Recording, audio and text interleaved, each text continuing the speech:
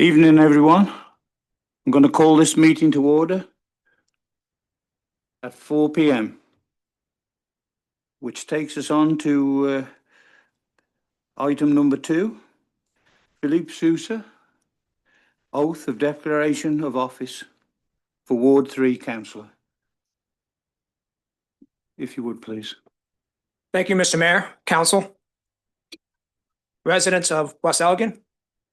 I, Philippe Sousa, having been elected or appointed to the office of Councillor, Ward 3 in the municipality of West Elgin, do solemnly promise and declare that I will truly, faithfully, and impartially exercise this office to the best of my knowledge and ability. I have not received and will not receive any payment or reward or promise thereof for the exercise of this office in a biased, corrupt, or in any other improper manner. I will disclose any pecuniary interests, direct or indirect, in accordance with the Municipal Conflict of Interest Act. I will faithfully and bear true allegiance to His Majesty King Charles III. And I make this solemn promise and declaration consciously believing it to be true and knowing that it is of the same force and effect as if made under oath. Welcome, Councillor Sousa. Thank you. Will you please remain seated in your chair? Save yourself.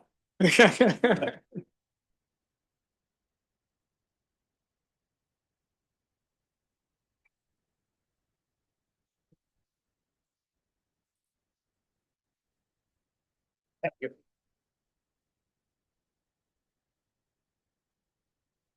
And with that happy note, we'll carry on. We'll go to the adoption of the agenda. That West Elgin Council hereby adopts the regular council agenda for June 12th, 2025 as presented. Move it, please. Councillor Statham, seconded. Councillor Sousa, all in favour? That's carried. You have to bear with me for a little bit. And then we move on to disclosure of pecuniary interest. Yes, Councillor Sousa. Mr. Mayor, Council, and residents of West Elgin, I want to bring forward a conflict of interest with Delegation 5.1. My wife, Amy Sousa, will be speaking on behalf of Roots and Revival Committee, a committee that I sit on. I will be excluding myself from all voting matters relating to this delegation. Thank you. Thank you for that. And do you have a Councillor Statham? Thank you, Mr. Mayor. I too sit on that committee and must recuse myself from voting on that matter. Thank you. And I have one also. It's on the regular session, item 16, moved into closed, and in the closed session, item 6.1. Okay, thank you. With that, we'll carry on and we go to number 5, which is delegations. Amy Sousa, Roots and Revival Festival. Please.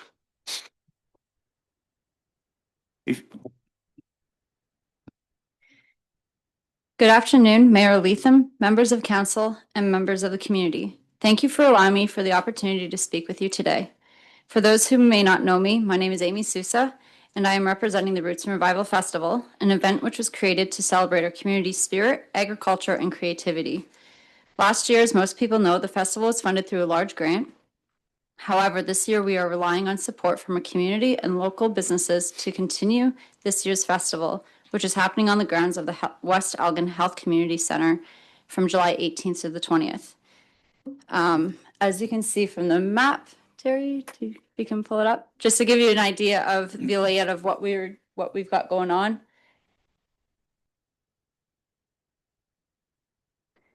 So the arts or the health center itself will be hosting the art gallery, a book signing, and a heritage display. And then the parking area of the health center is where our stage and tent and beer garden will be.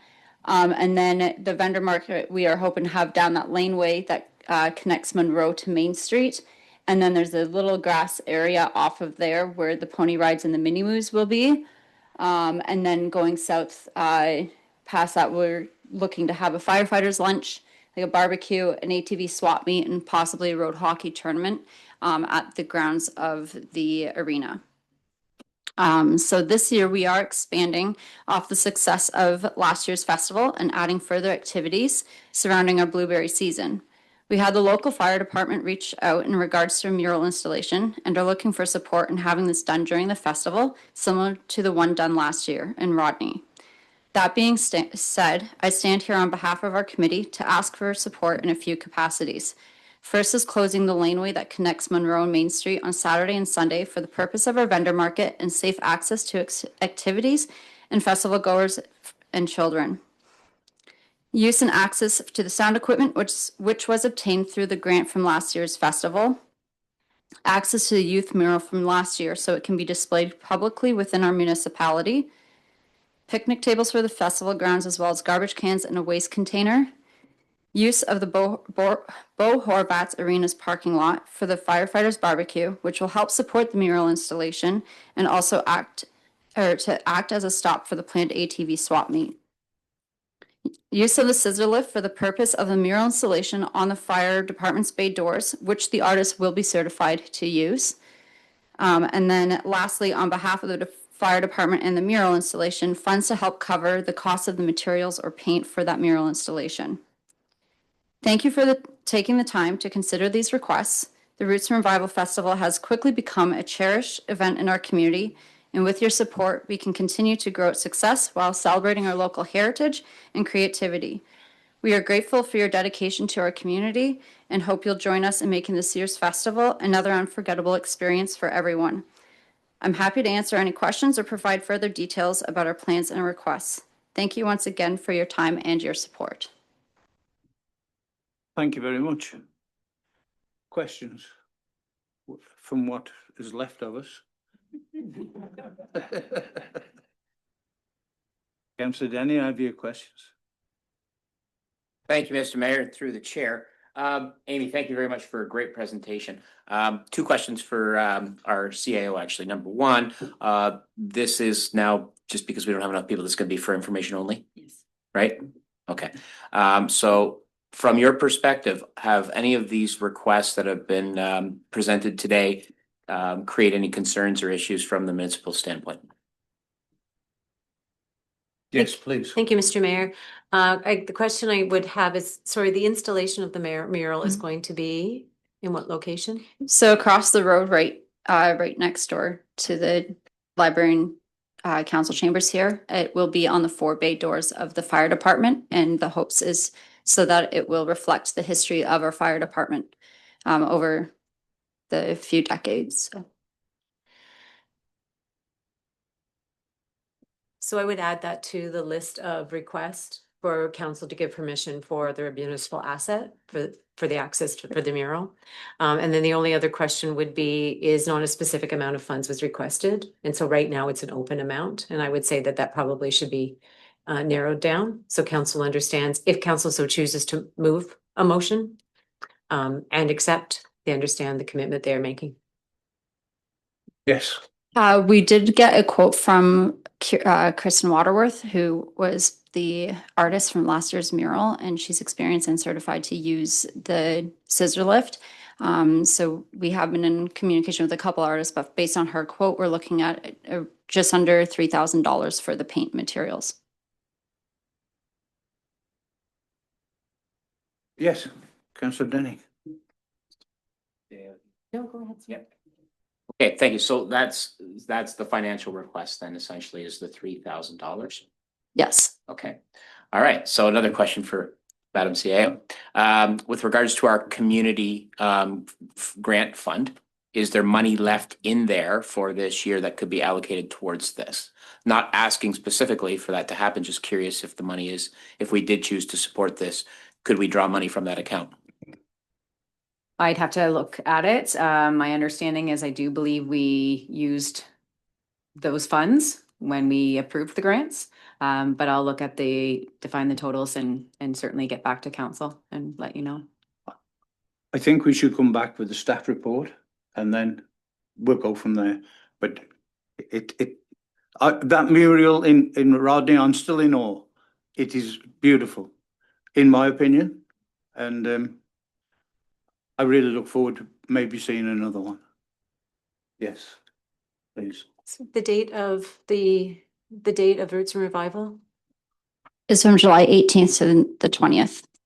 It will be starting in the evening on the 18th and then run all day on the Saturday and Sunday. So, Mr. Mayor, staff can bring back a report on the next meeting on the 26th. And so hopefully we have a full complement Yes, of please. people able to vote Yeah. for it at that time. Thank you. Okay. Thank you very much. His name is Nathan McIntyre.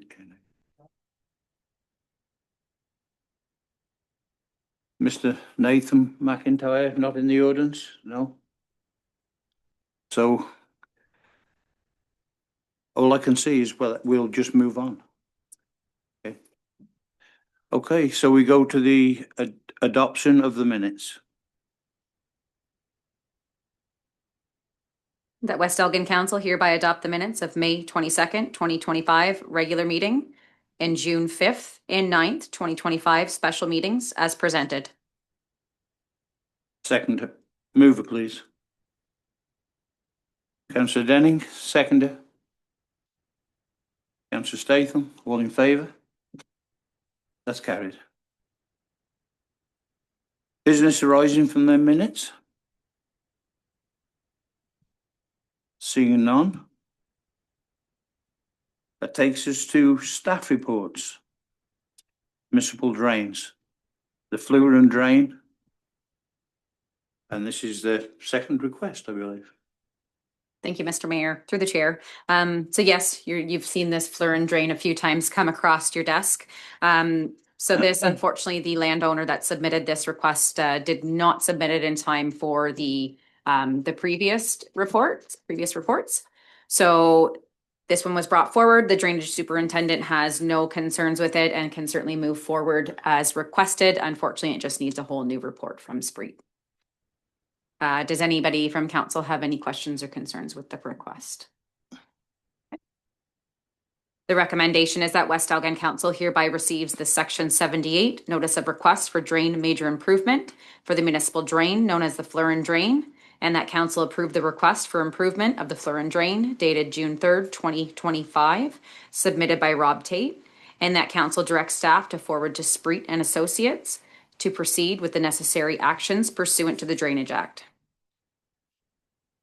Mover, please. Councillor Denning, seconded. Councillor Sousa. Have you? Yeah. If I may, through you, Mr. Mayor, I would just want to be clear about this. So the landowner didn't get back to us in time, and now we have to re-engage Spreet and Associates. Is that what I'm understanding? Yes, that is correct. Okay, what is the cost of That What was the cost of the report last time? I'd have to bring back the original report and see what it was. Okay, But I can certainly do that moving forward. it's just a little bit unfortunate that based on inaction from a landowner, and that now we have to pay an engineer a second time for the same report. That is correct. Yeah. Okay. Thank you. Unfortunately. It was self-made. Okay. Yeah. Thanks. Yeah, no problem. Okay, so all in favour of that? It's carried, thank you. Okay, so we go to 8.2, which is planning. Severance application E30-25- a comment to Elgin County. Mr. Robert Brown, planner, could you take it from here, please? Certainly, Mr. Mayor. Welcome to everyone, and a special welcome to our new counselor, Councillor Sousa. The application before you this afternoon is a surplus dwelling severance request that has been made by Bruce and Carrie Kelly. You'll notice in the report it said Toth. I was working with two reports with very similar names, and I guess I got the got the last name crossed up there. So the last name is Kelly. This property is located at 22165 Talbot Line. What is being proposed on the property is a severance of the existing dwelling, which is surplus to the farming operation of the Kellys. The lot itself will be 0.79 acres or 0.32 hectares. It's on municipal water, has private septic. It's been reviewed in the context of provincial policy statement and is consistent with the surplus dwelling severance policies. It's also consistent with the county's surplus dwelling severance policies and those of the West Elgin official plan. As a next requirement, and this will be a condition that will be provided from the Land Division Committee, the lands will be rezoned. The lot itself, being less than 2,000 square meters in size, will be rezoned to rural residential, and the farm will be rezoned to prohibit future dwellings. Staff was circulated on the application. There was no major concerns with the property. It's not affected by any municipal drain, so no drainage apportionment is required. As with all surplus dwelling severances, the remnant parcel will require a new 911 address. Typically, those are located where the farm access is. As I mentioned, the severed lot is serviced with municipal water, and the connection is in alignment with the lot that's being proposed. Then lastly, the septic system has been inspected, and that assessment will be provided to the building department for final sign-off. So unless there's questions from any members of the public or council, that is all I have, Mr. Mayor. Okay, thank you. I have one question. The surplus land will go to A2. Yes, it will. Okay, thank you. Questions from council? Yes, Councillor Denning. Thank you, Mr. Mayor, through the chair. Robert, thank you very much. Just in the image in the map that you presented as part of this severance application, I was just very curious to see at the southwest corner of New Glasgow there, Furnival Road and Highway 3, there appears to be on that map a planned out road, multiple streets, as if there was a subdivision. What exactly does that represent? Does that represent that if somebody wanted to build homes in there, that the roads are there and they could do that? Through the chair to Councillor Denning, yes, there is a very old plan of subdivision on there. I'm not sure of the details of it. Quite often what I've found with these older plans of subdivision are they have to be reworked. They do not meet the current standards. They were put in place at a time when planning essentially didn't exist. So it technically speaking, you are correct. Somebody could put homes in there, but there may be some additional work to be done in order to accommodate that, to make adjustments to current standards. Thank you very much. Further questions from council?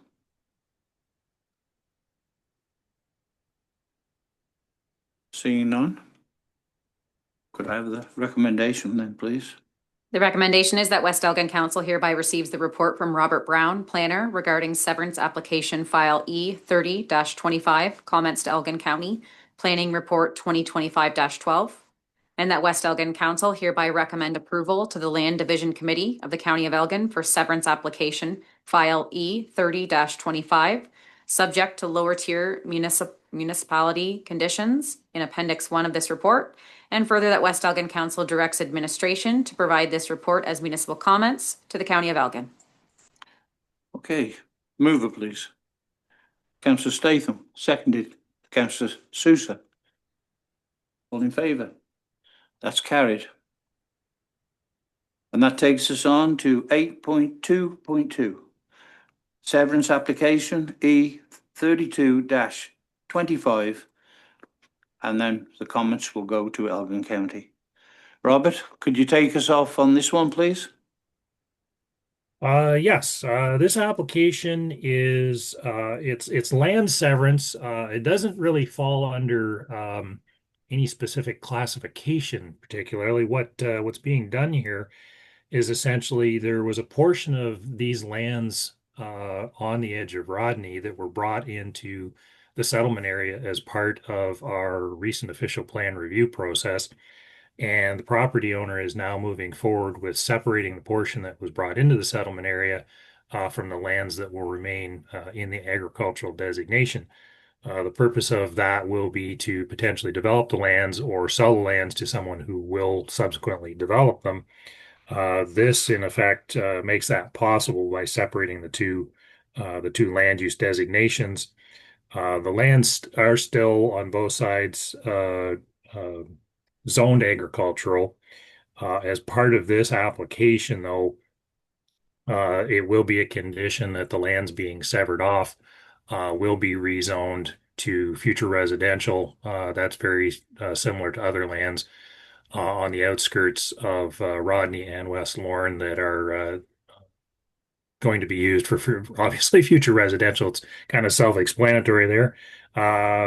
And these lands are such it will allow them to continue to be used for agricultural purposes moving forward, but wouldn't permit any other development, essentially just flagging them that they will have to go through another process, draft plan of subdivision and rezoning to an appropriate classification at that time. And obviously with our pending pinch for servicing, that will be a big consideration moving forward as well to ensure that there's adequate sanitary capacity when those lands are developed. As just sort of a minor technical matter, the property, the remnant parcel, the farmland, because the frontage of that property is along Pioneer Line, the zoning amendment will have to also recognize that there's a slight reduction in that. It's from the minimum requirement's 300 meters, and this will be roughly 280. That'll be confirmed at the survey, but from our initial measurements, it's likely that will have to be recognized. There's no issues from provincial policy standpoint. Effectively, the lands that are being separated are within the settlement area and will be used for future development. This is what would be referred to as a strategic growth area. These are obviously lands that were recognized with future potential for growth, and hence the reason why they were brought into the Rodney settlement area. I will note, though, to council, just as kind of a reminder, and also to the public, that these are not technically additional lands that were brought into the settlement area. As council will remember, there was some adjustment of lands that didn't really have ability to be developed or just weren't in an appropriate designation. And as a result of going through that review process, we were able to adjust and remove some lands, which allowed us to free up other areas that were more likely to develop. And those lands were added to the settlement area. But at the end of the day, there was no net increase in the lands designated within either the West Lorne or Rodney settlement areas. The lands do contain a natural heritage feature in the form of woodlands. That's something that is not being assessed as part of this severance, simply because it's a separation of two land use designations. There will be considerations at a later stage once the lands are considered for development. Staff was circulated on this as well. There was a recent drainage improvement on the property in anticipation of future development. There will be a drainage reapportionment required as part of that. The remnant parcel, as I mentioned, usually requires a new address. There is an existing address on it now. What we may do is actually address the severed parcel for the purpose of just simply reference matters in the future. And then there is a house on the remnant parcel, and as typical with most severances, the septic system will require inspection and assessment, which will be done by our building department moving forward. So unless there's questions from council or the public, that's all I have, Mr. Mayor. Anything from the public? It looks like this is step one of many. Is that correct? It is, correct. Yeah. Questions from council? Seeing none, please.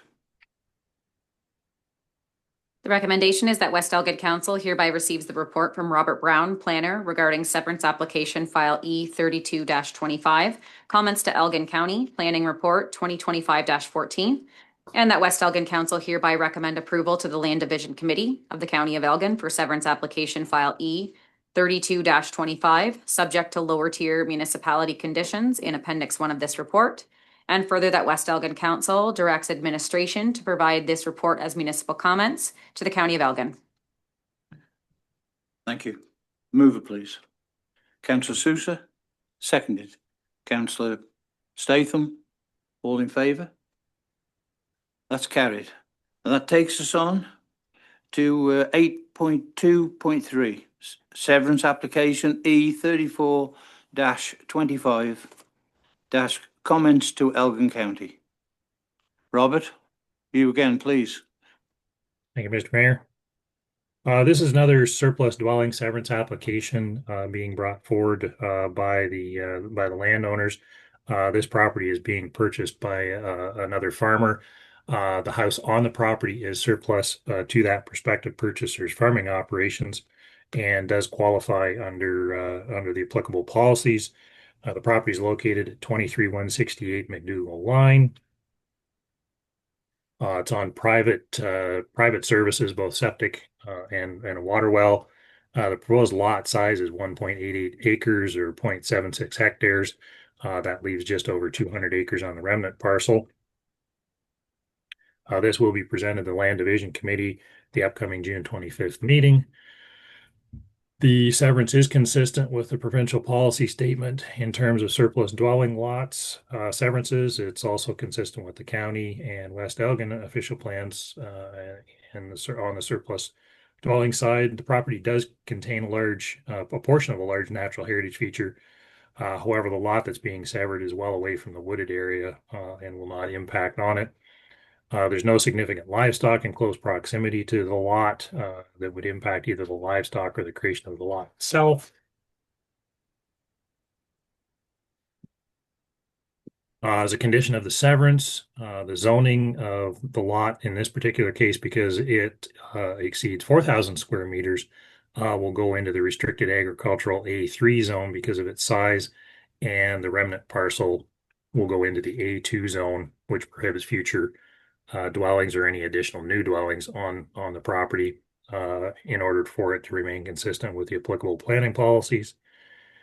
The subject lands are impacted by municipal drains. Therefore, drainage apportionment will be required. New 911 addressing will be assigned to the retained parcel, and the septic system will be assessed.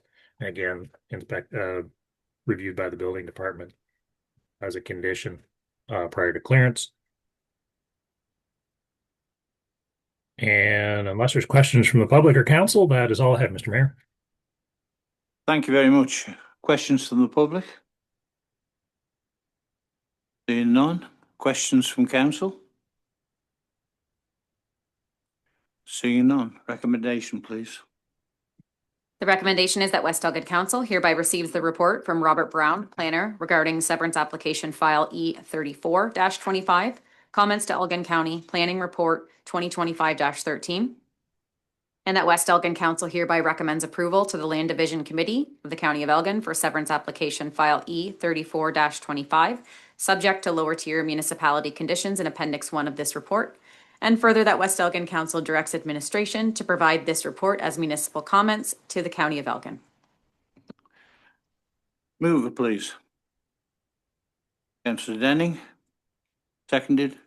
Councillor Statham, all in favour? That's carried. Thank you. That takes us to 8.3, and this is over to the clerk, and it's pool donations. Please. Thank you, Mr. Mayor. Through the chair, so I am certainly very excited to present this report to council. In the past couple months, we have been contacted and received some very generous donations, specifically towards $1,500 towards Aquafit from the West Lorne Pharmacy, as well as Tim Hortons in West Lorne. And then also from Miller Family Farms, who supplied a very generous donation of $10,000 to supplement the cost of the open kids swim towards the municipality. So this report is in front of you today to provide some recommendations on how to allocate those funds and how we can help supplement our pool programs for this summer. So just some important things to note, our pool runs off of a pay-per-use system, and any deficit, of course, is on the tax levy. So as you can see in the report, I have indicated here both 2023 and 2024 revenue totals. 2023 was 9,408 and 2024 was 18,219, which is also important to remember that we did receive a generous donation as well last year of $8,500 to help with swimming. So what I have recommended in here is so for the Aquafit users, you'll see that basically what it's doing is going back to the rates similar to 2023 at $5 per session, $6 per session, and then $50 for the 10 pass. So basically they get one swim for free out of those passes. And then the open swim, so we've got a bunch of different options there. Our family pass, so those are all at a discounted rate of 50% of what our 2025 fees and charges are. So certainly some more things to keep in mind too, that while these donations certainly help with the operating costs, as you can see that is attached to my report was the presentation that council received last year from Magda regarding the operating cost of the pool. So you'll see that the operating cost of the pool was estimated at over $10,000 per week. So with that being said, the lower the fees, certainly we're going to hopefully attract some more swimmers to come in, which also means more maintenance, more chemicals, all of the good things, and certainly none of that has gone down in price. So put before you today, as I mentioned, is the fee reduction for the open swim classes at a 50% reduction, and then the Aquafit as similar or exactly what the 2023 rates were. Does anybody from council have any questions or concerns with the recommendations put forward today? Well, firstly, we've got to say thank you for the donations. Absolutely. Absolutely marvelous, and thank you very much. There's a lot of people that'll have benefit from that. Mm-hmm. So I'll take questions from council, please. Yes. Thank you, Councillor Denny. Mr. Mayor, through the chair. Certainly, I'd like to echo what the mayor said, specifically to the Miller family, to West Elgin Pharmacy, and to Tim Hortons. To those of you who are in attendance today, those of you who are listening, next time you see Mike Miller or his family, or you're into Tim Hortons or the pharmacy, please let them know how much their kindness and their generosity is appreciated. And I think that if they know they're appreciated, this is likely something that will continue to be considered for future years. So thanks to these wonderful community members, and I hope it's a great pool season for everybody.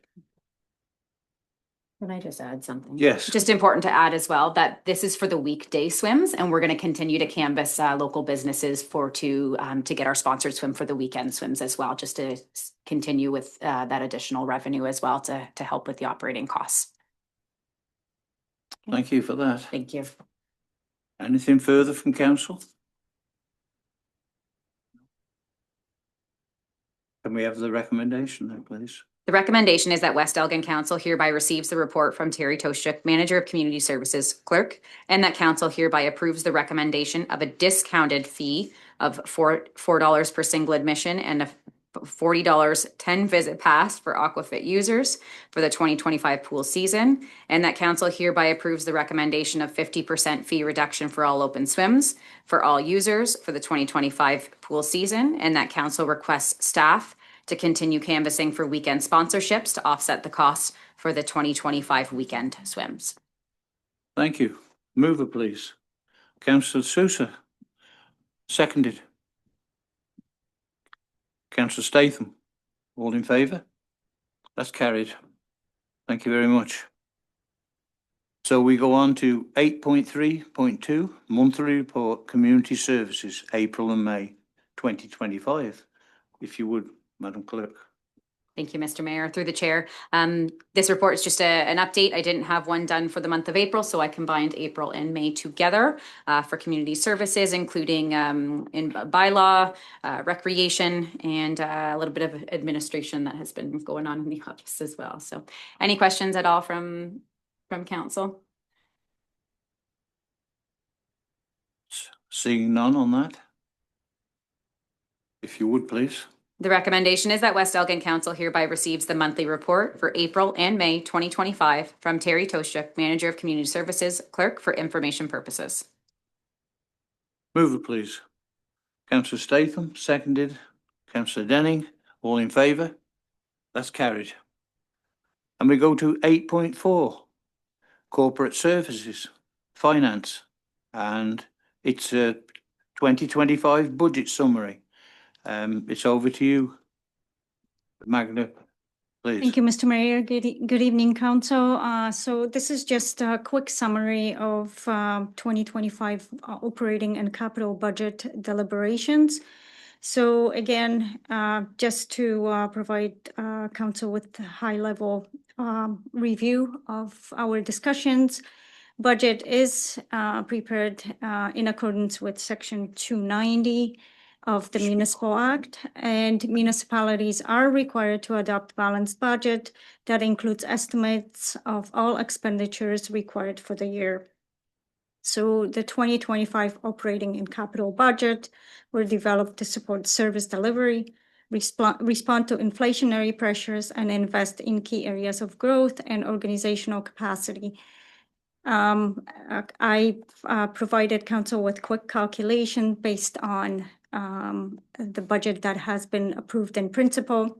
So the 2025 budget was proposing 5.13% levy increase, which translates to a 4.49% increase in the municipal portion of the property tax rate. This increase will generate approximately $4.4 million in property tax revenue and represent an annual impact of $60.28 or $5.02 per month for a residential home assessed at $200,000. The budget addressed inflation, organizational adjustments, and service enhancement, including targeted staffing investments, software and IT improvements, ergonomic and equipment and workplace wellness initiatives, environmental and wastewater study, continued work on asset management, and regulatory compliance. Please note that all 2024-2025 reserve schedules fund balances are currently estimates and remain subject to final year-end adjustments. And again, on June 9th, Council approved the budget in principle. Based on that direction, staff have now prepared the necessary bylaws for Council's consideration to formally adopt the operating and capital budget. I also would like to thank the public who provided input, Council for their direction and support throughout the budget process, and all staff involved in developing a responsible financial plan that supports the community needs. Thank you, Mr. Mayor. Thank you very much for that. Questions from Council? Seeing none, I think it sort of turned out pretty good. Could I have the recommendation, please? The recommendation is that West Elgin Council hereby receives the report from M. Badura, Manager of Corporate Services, Treasurer, regarding the 2025 budget summary, and that West Elgin Council hereby adopts the 2025 operating and capital budgets as presented. Move it, please. Councillor Sousa, seconded. Councillor Denning, all in favour? That's carried. Thank you. And with that, we're going to take a 5 minutes break.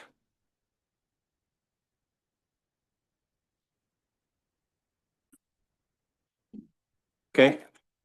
We're going to resume the meeting and we're going to go back to 5, which is delegations, and welcome Nathan McIntyre, the Rip Current Information Project. Welcome. Thank you very much. No, just give me time. The center button. Okay, there we are. Thank you very much. And I apologize for being late earlier. Thank you for accommodating me. I was finishing work and I rushed here as fast as I could. Okay, so good evening, Honorable Mayor, Deputy Mayor, Councilors. Thank you for receiving my delegation. My name is Nathan McIntyre, and I'm here to raise awareness about a relatively unknown phenomenon called rip currents. And I would like to just give you a little bit of background about myself just before we get going. So I'm a seasoned water safety professional with over 25 years experience in aquatic rescue. For over 18 seasons, I served as a lifeguard on the main beach in Port Stanley, Ontario, where I was instrumental in developing the modern day operational standards, for the Central Elgin Beach Rescue Service.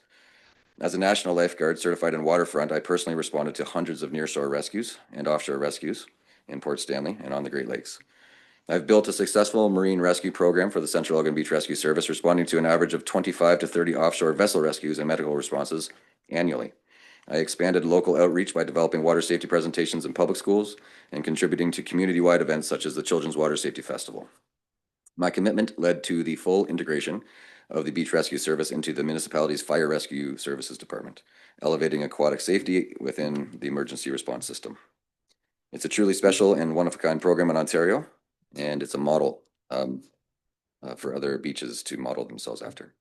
My pursuit of marine knowledge has taken me around the world, from Australia, New Zealand, Fiji, to the Caribbean, Mexico, and the United States, including correspondence with Hawaiian lifeguards, studying best practices from leading surf life-saving organizations. In 1998, a close friend, Jeff Brasser, lost his life to a fatal drowning in Port Stanley just 4 days before his 17th birthday. Myself, including Jeff's brother, and many fellow peers witnessed this tragedy as we were enjoying the beach on our last day of high school. This incident ignited a lifelong mission to prevent further tragedies through awareness, training, and scientific understanding.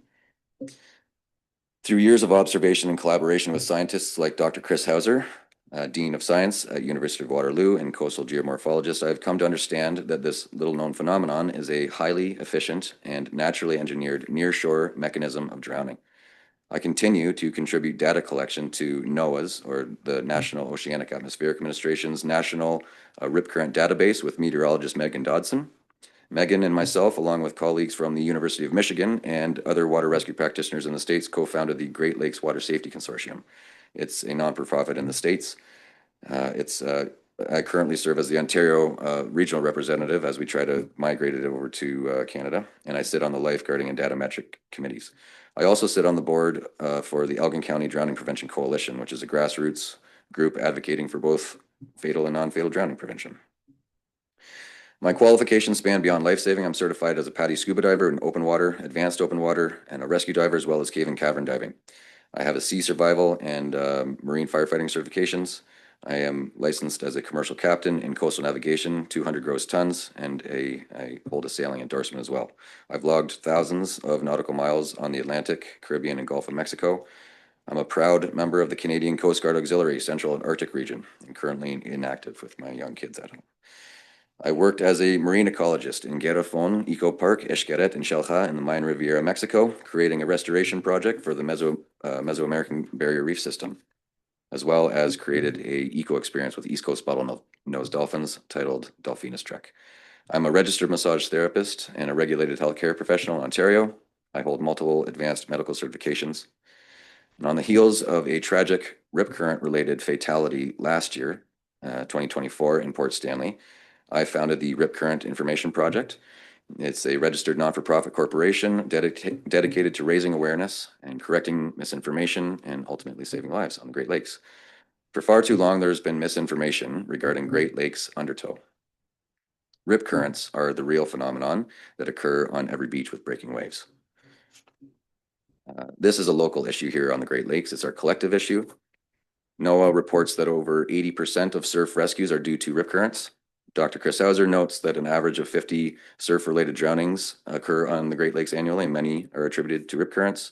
The University of Windsor reports that the economic burden of drowning fatalities in Ontario alone exceeds $380 million annually. Many of our public beaches lack lifeguards, active monitoring, or a standard delivery of information across Ontario. So this year in 2025, I will be targeting Port Stanley, Port Burwell, and all surrounding communities with rip current messaging across Elgin County. To date, the Rip Current Information Project has created a recognizable symbol for awareness. I've built an educational website. I've developed public presentations for schools, emergency services, and governments. I've delivered those presentations. I've produced promotional materials, including flyers, brochures. I'm working on a children's book right now. I've written one children's book. I have 4 kind of on down the pipe. I'm actively engaging with media, with MPs, with MPPs, with our premier, with provincial parks, with conservation areas, with our Ministry of Education. I've initiated conversations with the Life Saving Society of Ontario to integrate this messaging into public school curriculum via grade banded approach, Swim to Survive programs in grade 3 and grade 7. The reception so far has been overwhelmingly positive, excuse me. But there's lots of work to be done. Tonight, I'm just asking for support. And that could include just promoting and offering space for community presentations, such as Understanding Rip Currents is the presentation I've created for the public. Assisting with community outreach via your municipal channels, Parks and Rec, tourism, public communications of sorts, just endorsing and elevating the amplifying the message. Your partnership can help bring this life-saving message to families across the region and save a life this summer. So thank you very much for your time. And if you have any questions, I would be happy to take those questions. Thank you. Thank you very much for that presentation. Thank you. Now, I have a question. It may seem a bit silly to you, but these rip currents, do they move about or are they generally in the same area? Definitely not a silly question. I think there's a lot of information that we all need to learn about and understand.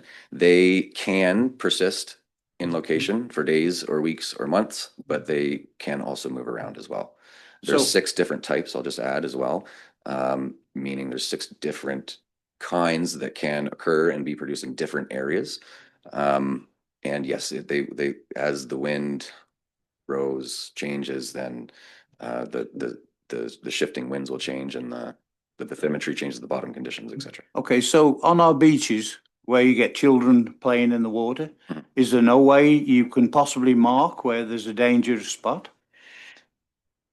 Every facility, I call them, so every beach is unique and different in that regard, whether the beach is facing southwest or southeast, makes a huge difference as far as location. So yes, there's definitely ability to see them, to witness the symptoms of them, and given certain conditions, weather conditions, I mean, wind, sustained wind, etc., wind direction, then yeah, there's warning systems of sorts that we can implement.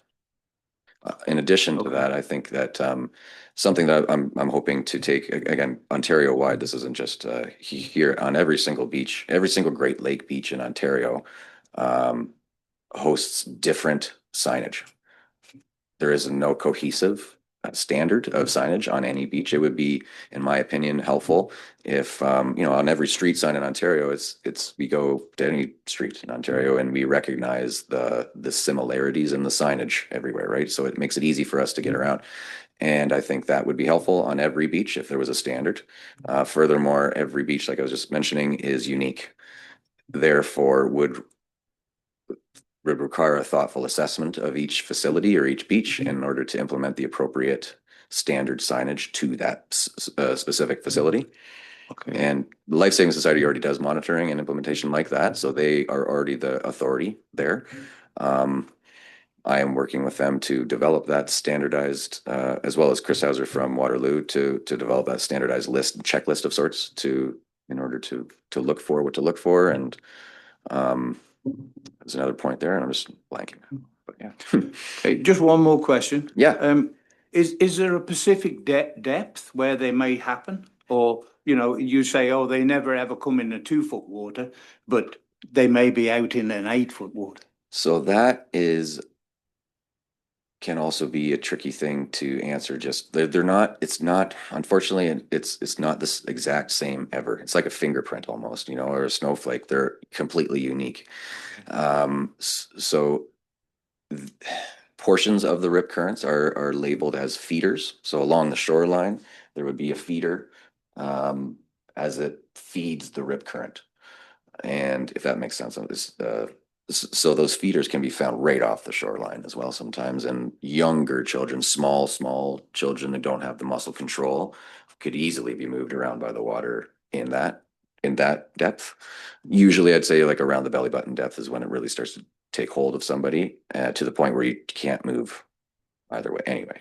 Oh, thank you very much. Further questions from council? Very interesting, but a hard one to solve.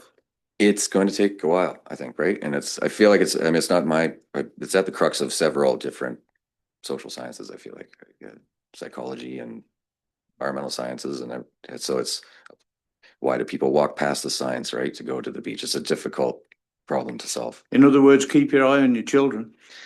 Keep your eye on your, I think, though, in my opinion, that at least in my lifetime, I'm 44 years old. So in my lifetime, it's been constantly reinforced to me that undertow is a problem.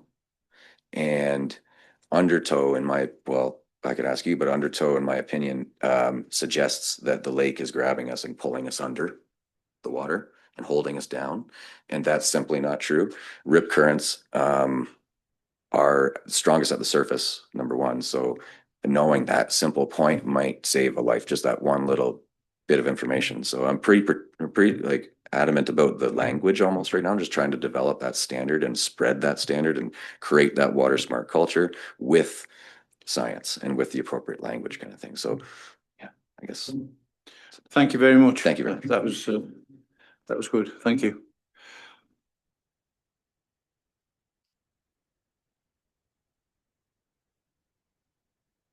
Okay, so our next one is committee and board reports and updates.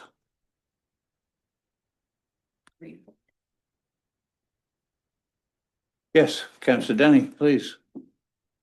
Thank you, Mr. Mayor, and through the chair. So we had our arena board meeting yesterday. And so I suppose the main point to share with council and the community is that we have approved moving forward with a new dehumidification system for our West Lorne Arena. Typically, we do not use our arena in the summertime because after the ice is taken off of the floor, the coldness in the ground continues to emanate for a long time after the ice is gone. And so when the doors get opened, humidity comes in, creates condensation, makes the floor wet, makes the floor slippery, makes the floor unsafe. The investment in this new dehumidification system in our arena will actually allow us to be able to have more use of our arena 12 months a year, including events in the summertime. So it was something that we needed anyway, but the particular unit that we purchased will do the job we needed to do and really extend the usage of our arena. And we selected a company that will be able to install this new unit in July, so it will not impact the ice season. Sounds good. Thank you. Any questions from council on that? Thank you. Sounds very positive. So they'll go. Tressa's now online and she's got her hand up. Welcome, Tressa. I see your hand up. Hello, sorry, I'm from the car right now. Yeah, thank you for that, through the chair. So we are getting ready for Canada Day. Our subcommittee met yesterday and have another meeting on the 25th. We have many events coming, including a free swim at our pool and bubble soccer. Bill, I put your name in. And just so much stuff going on, petting zoo, demonstrations of yoga, demonstrations of line dancing from the ladies and gents that practice in the winter time over at our Legion. So we have a lot going on. That's just a snapshot. So everyone mark it on your calendars, and events start at 3. We have several youth doing some performing, 3 different youths in half-hour segments. And then after that, we have a DJ leading up to our fireworks. So we are all ready. I hope to see everybody there. Just wanted to add that again. Thank you. Thank you very much for that. Any questions from council? Yes, Councillor Denny. Thank you, Mr. Mayor. Through the chair, Teresa, thank you to you and the Canada Day Committee for year after year after year, putting in all of the hard work to make sure that we have an amazing event on Canada Day. It just seems to get better every year, and I know you're a big part of that, so thank you for that. And I couldn't remember what you said. Did you sign me up for bubble soccer or to be in the petting zoo? I think that was the line dancing and the yoga. Thank you for the or maybe all of it. Get your hat out. Thank you. All in jest. It'll be a great day. Oh, it'll be a great day. Thank you. That takes us to 10. Notice of motion. Seeing none. Council inquiries and announcements. This is just council's opportunity to provide any informal inquiries or announcements. Yes, Councillor Statham. Thank you very much. Through you, Mr. Mayor. Just one quick question regarding the washrooms at the trailer park. I wanted to just put forward a suggestion. My understanding is that the Rona in town, which is a local business, does free engineering drawings if the supplies are purchased from Rona for the construction. So I just wanted to put that out there for staff, if that's something that maybe we could look into, and see if that's a way that we can maybe reduce some costs. I just wanted to bring that forward. Yes. Thank you for the suggestion. We certainly can look into it. We also do have to abide by procurement policy. And so we have to figure out how to align that concept to bidding out any type of work that we may do as per our procurement policy. But that doesn't mean we can't do it. It just means we just have to be mindful of it. Okay. Thank you.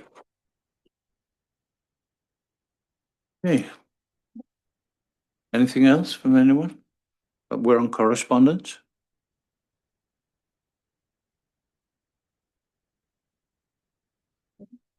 Yeah, of course, takes that. Yeah, thank you, Please. Mr. Mayor. So there's 5 items under correspondence. If council would like to pull any of them out for discussion, we would move that under items requiring council consideration. Certainly a couple to, or one specifically that I'd like to point out is our community sport and recreation infrastructure grant, our arena grant. Unfortunately, we were unsuccessful with that. So there will be some plans moving forward, likely after the summer months, of how we move forward with what is most critical at the arena, and certainly how to use those craft hockey bill funds and get some work done that's necessary. Were there any other items that council would like to discuss? Yes, Councillor Denny. Thank you, Mr. Mayor. Through the chair, just really quickly, we received a letter from Marion Wilms with regards to the title sort of misleading, property standards concerning noxious weeds. If you read the letter, as I'm sure you all have, it's actually about creative ways to reduce strain on storm sewer by creating natural lawns and gardens and just doing things a little differently than just a traditional lawn. I found it very interesting. And I was just thinking that perhaps council through staff could send Marion just a note, a thank you for the letter, because there was a lot of good information in there that certainly that the community would benefit from reading and considering. Thank you. Somebody that cares. Mm-hmm. Thank you. Yes, Councillor Statham.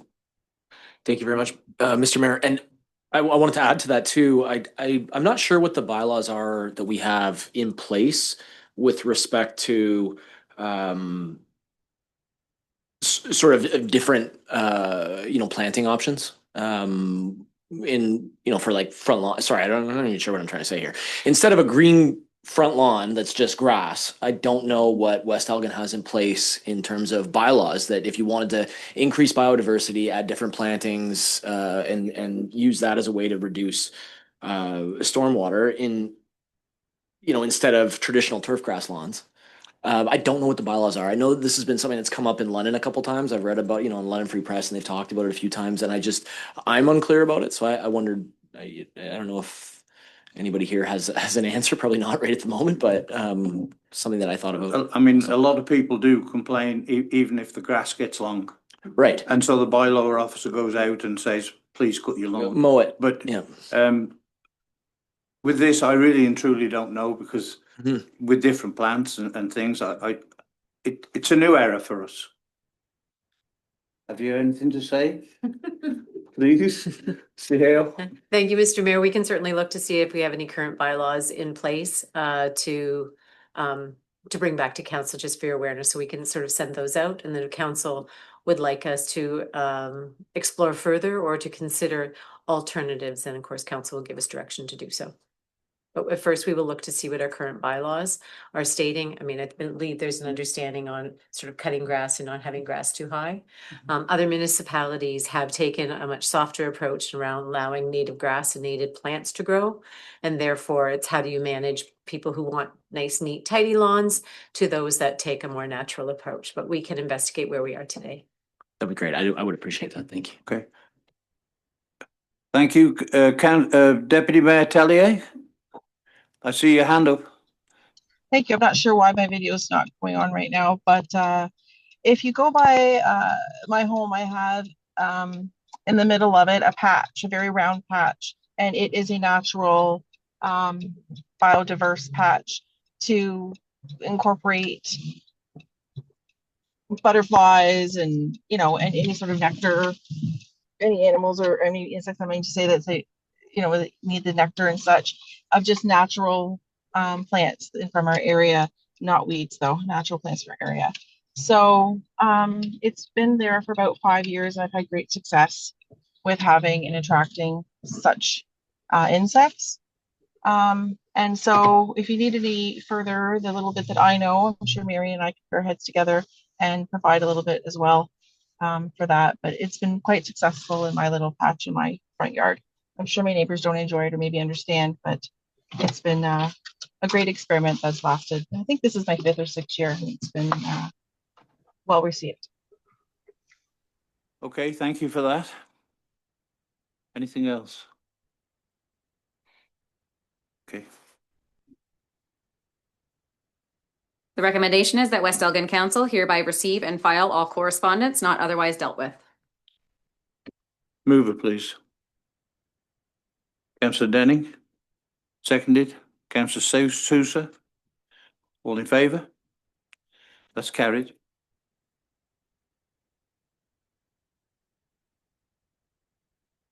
Oh, okay, yeah. Okay, items requiring council considerations. 13.1, special meeting. Well, it says June 23rd, 2025, Port Glasgow Trailer Park. Who's speaking on this one, please? Thank you, Mr. Mayor. So this recommendation is put forward today to schedule. We are in the process of obtaining the final report. It's not quite ready yet. Final touches are hopefully going to be on it very soon. So we were looking to schedule a public information meeting, which will be open to the public, and we're going to hold it at the Rodney Recreation Center, the West Elgin Recreation Center in Rodney, for the discussion of this report. So certainly that was the date. We had contact stakeholders, our consultants that will be presenting the report as well. We also did need to line up our IT department to get all of the equipment moved over there, and also our recreation department to ensure that our facility is cleaned and set up for to accompany a large amount of people. So that was a date that did work. Since then, of course, we have received some information that date may not work for all stakeholders. So at this time, I will open the discussion up to council and obtain your ideas for moving forward, and if there is a better date. Okay. Any discussion from council on this? Yes. Councillor Statham. Thank you, Mr. Mayor. Through you, I think we've already reached out to some of the shareholders. We've already sort of picked a date. We've scheduled it. I think that we should probably just stick with what we have. We can't just change dates if people aren't available. I understand the concern there, but I don't know. I'd be open to hear this from other members of council. Councillor Denning, please. Thank you, Mr. Mayor, and through the chair, and thank you, Councillor Statham, for that. I think the best possible date for this event would be the date that everybody is available. The second best possible date for this event is as soon as possible. I've given it some thought.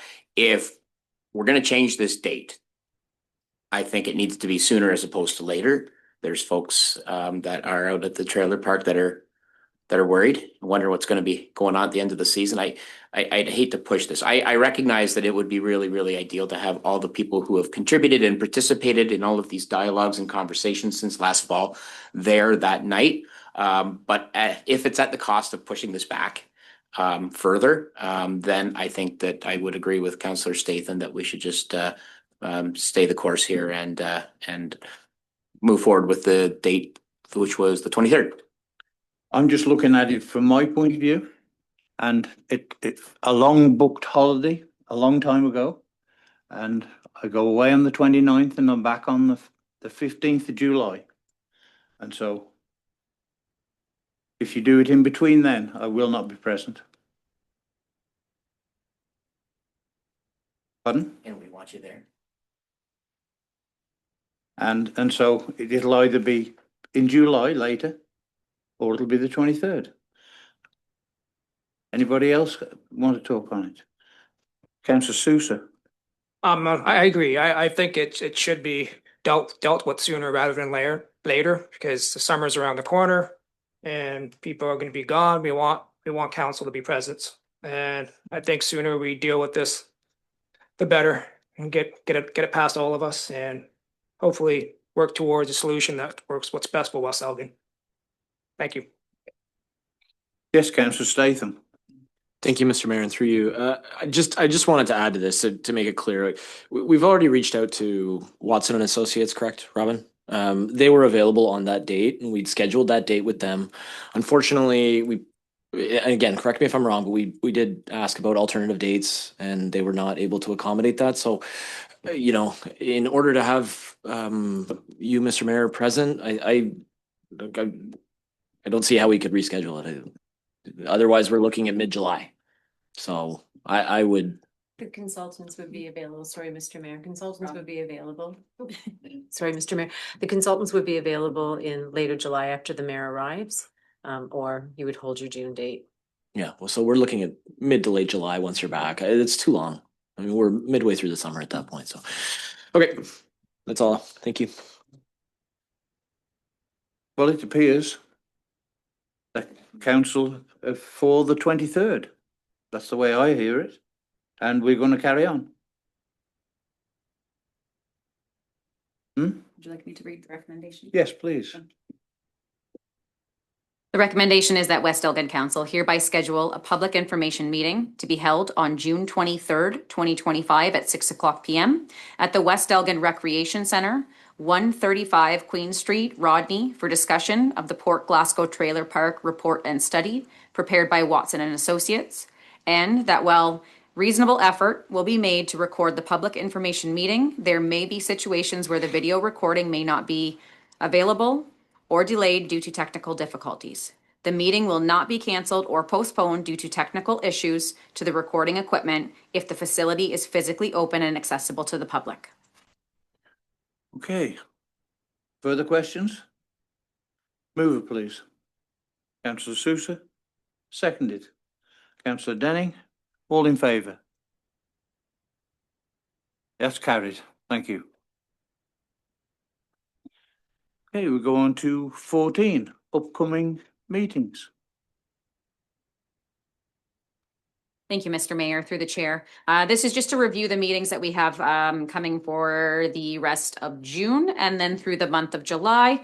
As I know, we're starting to get into summer and vacation season. So just so everybody has their dates on their calendar. And certainly if you can't make it to one, just if you could just let us know, that'd be greatly appreciated. So June 18th, we have our next recreation meeting at 7:00 p.m. June 23rd, Heritage Homes at 1 p.m. June 23rd, we will have our public information meeting for Port Glasgow Trailer Park at 6:00 p.m. June 24th, Economic Development Committee, 7:00 p.m. June 26th, there will be a quarter revision at 3:45 p.m., followed by our regular council meeting at 4:00 p.m. And then into July 9th, we have our Bo Horvat Community Center Board of Management, which is our arena board at 9 a.m. July 15th, Tri-County Water Board at 7:00 p.m. July 16th, Recreation Committee, 7:00 p.m. July 17th, it's a very busy week, Regular council at 4:00 PM, and July 21st, we'll have our Four Counties Transit meeting at 8:30 AM. Were there any others, additional committees or boards that have been missed off that list? It's just for information. Okay, thank you. Okay, so we go to 15, which are bylaws. 15.1, 2025-35, agreement with the Township of Southold. Chief Building Official. That bylaw 2025-35, being a bylaw to authorize the execution of an amending terms agreement between the Corporation of the Township of Southwold and the Corporation of the Municipality of West Elgin for services of the Southwold Building Services Department for the administration and enforcement of the Ontario Building Code Act and Building Code, be read a first, second, third, and final time. Move it, please. Councillor Statham, seconded. Councillor Sousa. All in favour? A question, sorry, Bill. And one coming from Tressa. Deputy Mayor Tellier, have you a question, please? No, no question. I was just doing all in favor or Okay. trying, not all in favor. I was trying to second the motion. Go ahead. Councillor Sorry Denny? about that. Thank you, Mr. Mayor, through the chair. Just a quick question. This is an agreement to authorize a renewal of this, right? And basically, the only amendment is the cost associated with the service? To you, Yes, Mr. Mayor. To you, Mr. Mayor. Thank you. Yes, that was the amended was the annual cost. Perfect, thank you. Okay, all in favour? That's passed, thank you. Adoption of the 2025 budget. That bylaw 2025-36, being a bylaw to adopt the 2025 operating and capital budgets for the municipality of West Elgin and repeal bylaw 2024-35, be read a first, second, third, and final time. Questions by council? Seeing none. Move it, please. Councillor Denning, seconded. Councillor Sousa, all in favour? That's carried. Thank you. Tax ratio. That bylaw 2025-37, being a bylaw to set the transition ratios and to levy taxes for the year 2025, be read a first, second, third, and final time. Questions by council? Seeing none. Move it, please. Councillor Statham, seconded. Deputy Mayor Tellier, all in favour? That's carried. Thank you. 15.4, 2025-38, water and wastewater rates. That bylaw 2025-38, being a bylaw to establish rates for the municipal water and wastewater services for 2025 and to repeal bylaw 2024-40, be read a first, second, third, and final time. Questions by council? Seeing none. Move it, please. Deputy Mayor, Councillor Denning, seconded. Deputy Mayor Tellier, all in favour? That's carried. And 16, which brings us on to a closed session. That the Council of Municipality of West Elgin hereby proceeds into closed session at 5:19 PM to discuss matters pursuant to section 239 of the Municipal Act. 2C, proposed or pending acquisition or disposition of land, O'Malley Road. 2B, personal matters about identifiable individuals, contract and agreement for health and safety. 2B, personal matters about identifiable individuals, Economic Development Committee resignations. 2D, labor relations or employee negotiations, CAO HR/staffing update. Move it, please. Councillor Denning, seconded. Councillor Statham, all in favour? That's carried. Thank you very much.